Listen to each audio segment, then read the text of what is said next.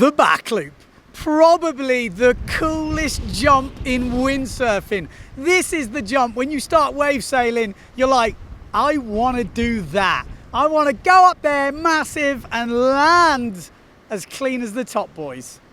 The problem is, it's not that easy. It actually looks one of the easiest ones, but is probably the most technical jump out there. The forward loop, the push loop is a much easier jump. So, I'm gonna aim to teach you the back loop. But before we can do the big old massive ones you wanna do, we gotta bring it down a level. And we are gonna be doing the micro back loop. Yes, that is a move. Now, when I first started to learn to back loop, my theory was, I'm just gonna try off everything. Any condition, anything, I am just gonna try off everything.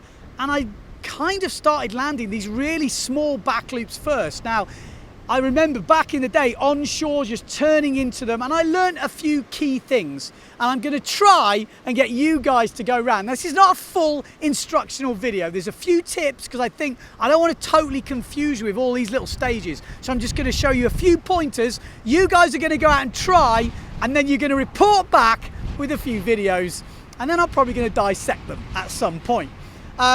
So what are we looking for? Main thing is you're not super maxed out, overpowered. It's nice to be quite comfortable, but it's not as important. When you're going for the bigger back loops, you definitely don't want to be overpowered. For the small ones, you can maybe get away with it. But the main thing to do with the micro back loop is carving up wind. Basically, killing your forward speed. You have to kill your forward speed. This is the same with the big back loop too, but even more important with the small one. And what we're aiming to do is carve upwind really pretty hard, and then we're going to stop carving and go into the wind, and we're going to try and gain distance into the wind. So you can see those jumps on the screen. Look at the distance from when I take off and how far I move upwind. Okay, I'm not going very high, but just look at the difference I gain upwind. Now, the reason for this is this stops that horrible whip, that horrible over-rotation you're used to seeing on back loops. You can use this tip on normal back loops as well, is carving before the wave, going up the wave straight and heading into the wind, and then you're literally just dropping. You are literally just dropping. Now, these are not the best technique in the world. We're not aiming for superb technique. We're just aiming to land. Really important you sail away. Even if you kick your feet out and you keep the rig flying, it's really important to train your brain you're gonna land. So many people try back loops, they go off the wave and they're literally not even trying to land, they just let go. But we're trying to train our brain to land. So it's all about carving upwind, nice little steep ramp, carving upwind, heading upwind as hard as you can, and then just trying to drop. So the key feature, hand goes back. Your hand goes back to push the rig forward. So to push the rig forward and help yourself spear that nose in. It will get a bit ugly. You might do a bit of hanging. You know, if we're talking about big back loops, I never want to see guys hanging off the rig, but for the small ones, yeah, it's okay because you're only small, you're just trying to sail away.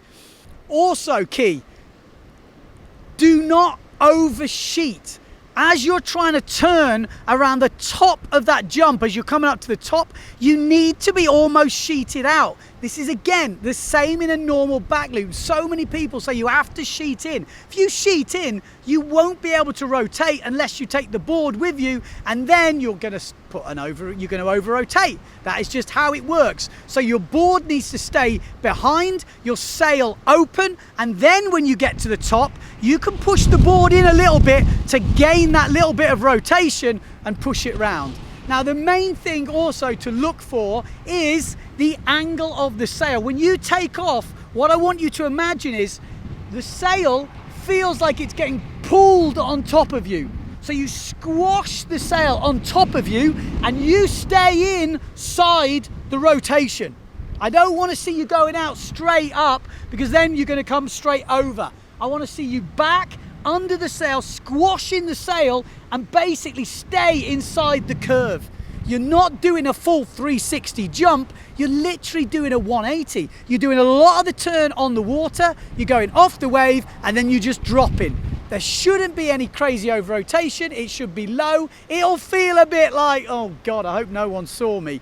But trust me, when you start landing them, those guys that were taking the P that you were going low will be like, how do you do that little back loop you're doing? And it's quite cool and it's quite useful. So there you go, just a few little tips. I want you guys to go out, try and get me some video, send it back in. We will analyze some of the videos and try and work out where a few of you are going wrong and where a few of you are going right maybe. But top tips, like I said, carve up into the wind.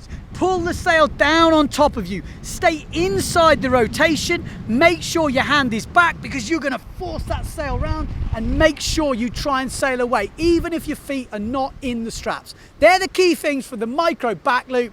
Go out and get them. I look forward to the videos.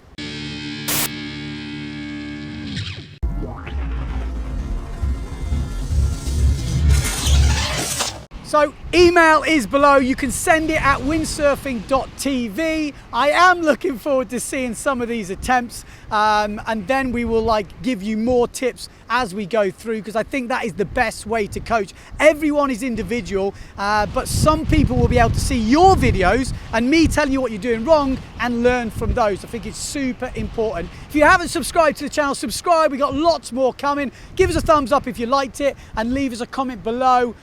Good and bad, I can take it. I'm a big boy.